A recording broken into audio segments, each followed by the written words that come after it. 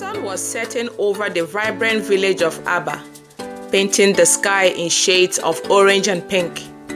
Meso was on her way to the village market to help her mom buy ingredients for dinner.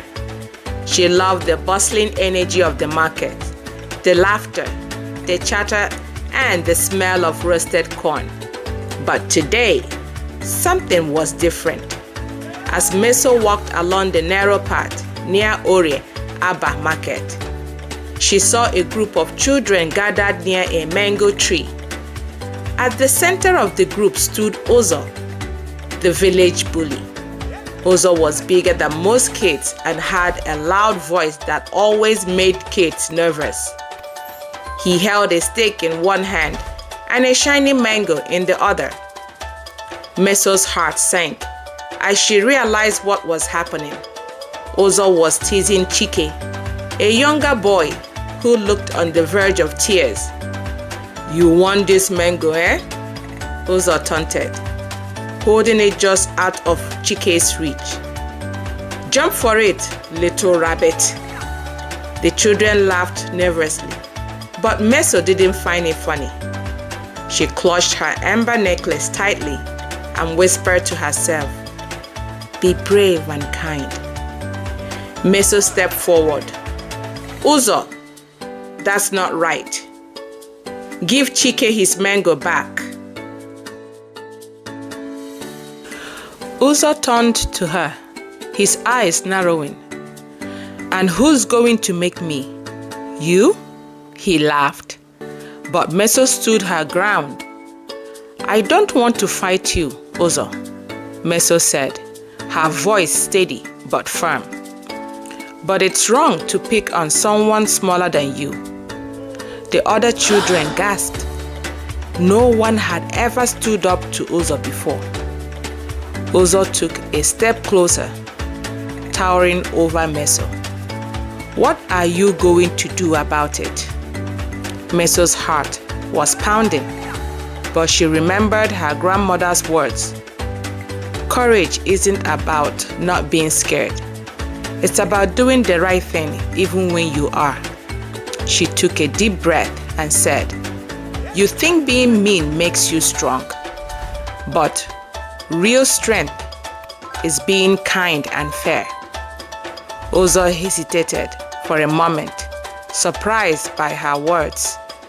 The group of kids was watching closely, waiting to see what would happen next. "Everyone is scared of you, Uzo," Meso continued. "But I think you're better than this. You don't have to act like this to be noticed." For the first time, Uzo's expression softened. He looked around and realized the other kids weren't laughing anymore. They were looking at him with disappointment. Slowly, he lowered the stick and handed the mango back to Chike. "Here," he muttered, avoiding Meso's gaze. Chike's face lit up as he took the mango. "Thank you," he said softly, gazing at Meso with admiration. Meso smiled and turned to Uzo. "That was the right thing to do, Uzo. Thank you." Uzo shrugged and walked away, but something in his behavior had changed. The other kids began to leave, whispering about how brave Meso had been. As Meso walked home, she felt a mix of emotions, relief, pride, and hope. She had stood up for what was right, even though it had been scary. That evening, as she helped her mom prepare dinner, Meso thought about what had happened. The next day, Uzo approached Meso at school. "Hey," he said awkwardly. "About yesterday, I guessed I was being a jerk. I'm sorry." Meso smiled. "It's okay, Uzo. Everyone makes mistakes. What matters is trying to do better." From that day on, Uzo began to change. He wasn't perfect, but he tried to be kinder to the other kids.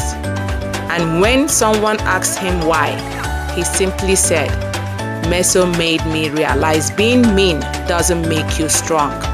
Courage isn't about being fearless. It's about standing up for what's right, even when it's hard. Kindness and fairness are stronger than any bully, and sometimes showing courage can inspire others to change."